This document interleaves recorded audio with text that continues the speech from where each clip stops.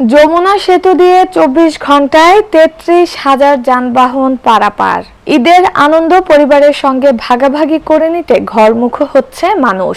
এতে ঢাকা টাঙ্গাইল যমুনা সেতু মহাসড়কে যানবাহনের চাপ বেড়েছে। এদিকে বাড়ছে যমুনা সেতুতে টোল আদায়ের পরিমাণ। গত ২৪ ঘন্টায় যমুনা সেতু থেকে ২,৮৬,৬৩,৯০০ টাকার টোল আদায় করেছে সেতু কর্তৃপক্ষ এবং এর বিপরীতে ৩৩,৫৬৪টি যানবাহন পারাপার হয়েছে। বুধবার ৪ জুন সকালে যমুনা সেতু সাইট অফিসের নির্বাহী প্রকৌশলী আহসানুল কবির পাভেল এ বিষয়টি নিশ্চিত করেছেন।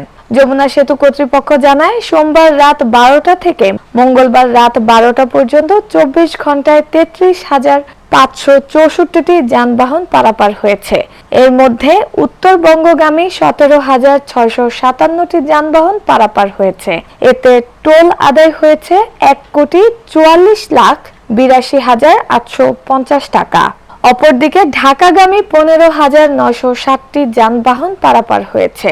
এর বিপরীতে টোল আদায় হয়েছে ১,৪১,৮১,০৫০ টাকা। যমুনা সেতু সাইট অফিসের নির্বাহী প্রকৌশলী আহসানুল কবির পাভেল বলেন, মহাসড়কে যানবাহনের চাপ বাড়লেও নেই যানজট। যানজট নিরসনে যমুনা সেতু পূর্ব ও পশ্চিম উভয় অংশে ৯টি করে ১৮টি টোল বুথ স্থাপন সহ মোটর সাইকেলের জন্য 4টি বুথ স্থাপন করা হয়েছে। সেতুর ওপর কোনো দুর্ঘটনা ঘটলে সেই জন্য 2টি রেকারের ব্যবস্থা রাখা হয়েছে। আমাদের পুলিশ প্রশাসনের সঙ্গে সমন্বয় আছে। সার্বক্ষণিক সিসি ক্যামেরা দিয়ে মনিটরিং করা হচ্ছে, মানুষ যেন নির্বিঘ্নে গন্তব্যে পৌঁছাতে পারে।